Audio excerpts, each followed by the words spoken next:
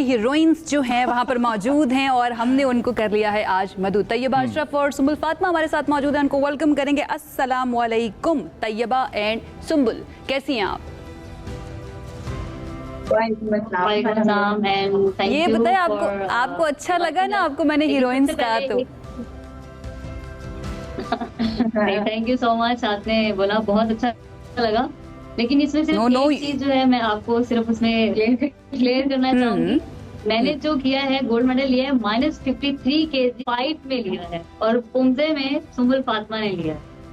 सुम्बुल फातिमा ने, आप दोनों को बहुत बहुत मुबारक। और हम लोगों को बड़ा फ़ख्र होता है आप जैसे एथलीट्स को जब हम देखते हैं जो मोस्टली अपनी मदद आपके तहत इस तरह के चैम्पियनशिप्स और मुकाबलों के अंदर पहुंच जाते हैं। ओके, तैयबा के बारे में थोड़ा सा हम बता दें। तैयबा जो है वो कोच भी हैं सुम्बुल की, तो डेफिनेटली ये उस्ताद शागिर्द का रिश्ता भी है और उसके साथ साथ एक ही चैम्पियनशिप के अंदर दोनों ने पार्ट भी लिया। तो फिर उस्ताद से शुरू करते हैं। तैयबा, आप बताइए कैसा एक्सपीरियंस है अभी तक?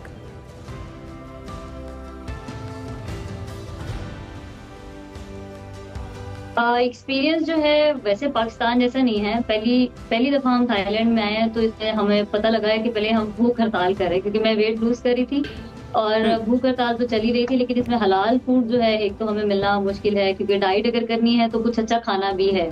उसके अलावा जो सेकंड चैलेंज आ रहा था वो इनकी कम्युनिकेशंस का आ रहा था, क्योंकि यहाँ पे बहुत से लोग हैं जिन्हें इंग्लिश नहीं आती, तो या तो गूगल ट्रांसलेटर उठाना पड़ता है, उसके लिए बहुत टाइम लगता है। और अगर बात करें हम चीटिंग की, तो वो भी बहुत ज्यादा पीक पे चीटिंग चल रही थी, लेकिन उसके लिए हमने बहुत एफर्ट की।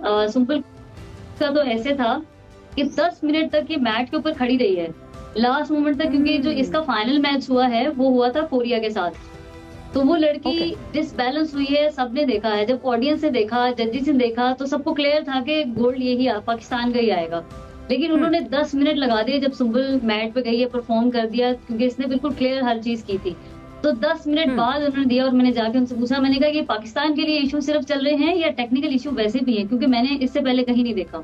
खैर फिर वो बड़ी मुश्किल के साथ उन्होंने दिया, एक पॉइंट के साथ इसकी विनर पोजीशन हुई। उन्होंने उस्ताद होने का हक अदा किया, उन्होंने उस्ताद होने का हक अदा किया। तैयबा, यहाँ पे मैं आपको ना इंटरप्ट करूंगा, बिकॉज एक चीज़ है वो पहले मैं आपको बताना चाहता हूँ और फिर उसके बाद मैं सुम्बुल से सवाल पूछना चाहता हूँ इस जो एक्सपीरियंस हुआ है आपका इससे रिलेटेड। देखें, कुछ स्पोर्ट्स ऐसे होते हैं कि जिन स्पोर्ट्स के अंदर आपने स्कोर्स करने हैं, जिनके अंदर आपके पास मार्जिन आता है शक क्रिएट करने का।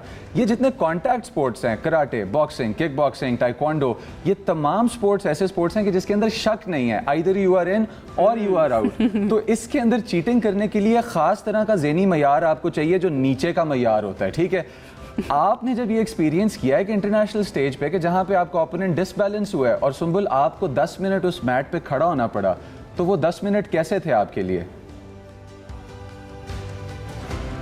वो 10 मिनट ऐसे थे कि बस अभी इन्होंने ना, मतलब पहले भी जब तैयबा की फाइट थी उसमें भी उन्होंने किया, क्योंकि उसमें हो सकता है जैसा कि आप कह रहे हैं कि ये क्लियर कट पॉइंट्स होते हैं, इसमें भी चीटिंग हो सकती है, क्योंकि इसमें सेंसर होता है फाइट में।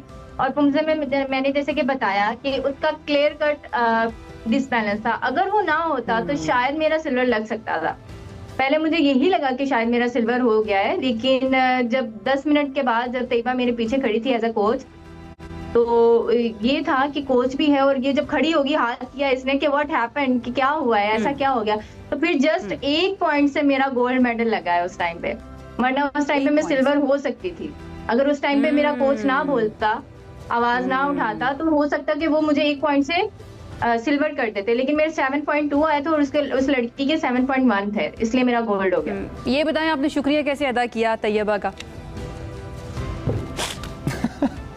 शुक्रिया, वो अभी चल रहा है, क्योंकि अभी नेक्स्ट इवेंट के लिए जो है वो ये वेट लूज कर रही हैं और मैं भी खाना नहीं खा रही हूँ। वैसे भी यहाँ पे हलाल फूड नहीं मिल रहा है, तो उस तरह से नहीं है। अभी पाकिस्तान से जो कुछ चीजें स्नैक्स वगैरह लेके आए हैं वही उसी पे गुजारा हो रहा है। अगर हक अदा की बात करूँ तो हक इस तरह अदा हो रहा है कि मैं कोई काम नहीं कर रही, सारे काम यही कर रही है। यहाँ मेरे कपड़े धोना, क्योंकि वेट लूज कर रही हूँ, बहुत सारे कपड़े गंदे हो रहे हैं। This is the best approach, बिल्कुल। और सुम्बुल को करना भी चाहिए, सुम्बुल को चाहिए। ऑलराइट, ये बताइए आगे जो आने वाले कॉम्पिटिशंस हैं उनके लिए आप दोनों की तैयारी कैसी है एंड हमें क्या तवक्को करनी चाहिए और किस वक्त हमने दुआ करनी है, ये भी बताइए। बस आप दुआ कल से स्टार्ट कर दें। कल से इवेंट स्टार्ट है, कल सुम्बुल का इवेंट है, कल पुमजे का, और जो मेरा इवेंट है वो 2nd को है। और फर्स्ट को मैंने वेट देना है। तो इसके अंदर जो इवेंट है ये सबसे ज्यादा टफ इवेंट है, क्योंकि इसके अंदर 35 कंट्रीज जो हैं वो पार्टिसिपेट कर रही हैं। अभी तक हमारी ड्रॉजिंग नहीं हुई, क्योंकि आज हमने जाना है वेन्यू पे और वहां जाके हमने पेमेंट करनी है और हर चीज जो है वहां पे क्लियर करके हमने कार्ड्स वगैरह, आईडी कार्ड्स वगैरह लेने और क्लियर करना है कि कल हमारा इवेंट है और हम इसमें पार्टिसिपेट कर रहे हैं और फिर ड्रॉजिंग हमें वहां पे ऑल द वेरी बेस्ट। और जो ट्रेनिंग है, मैंने आपको भी बताया हम ट्रेनिंग से आ रहे हैं, तो सारा दिन हम लोग ट्रेनिंग पे ही होते हैं। भाई बहुत शुक्रिया, आपने वक्त निकाला अपनी ट्रेनिंग से हमारे इस शो का हिस्सा बनने के लिए। ये बड़ा ज़रूरी भी है कि पाकिस्तान के अंदर लोग आपको जानें कि हमारी 2 बेटियां गई हुई हैं हमारा नाम रोशन करने के लिए। वो सब भी अब आपके लिए दुआ करेंगे। All the best, thank you so much Tayyaba and Sumbul हमें ज्वाइन करने के लिए। इस तरह के और भी सेगमेंट्स हैं पास, और भी अचीवर्स से आपकी मुलाकात कराएंगे, लेकिन हमें जाना है जल्दी से एक ब्रेक की तरफ। अभी वापस आ रहे हैं।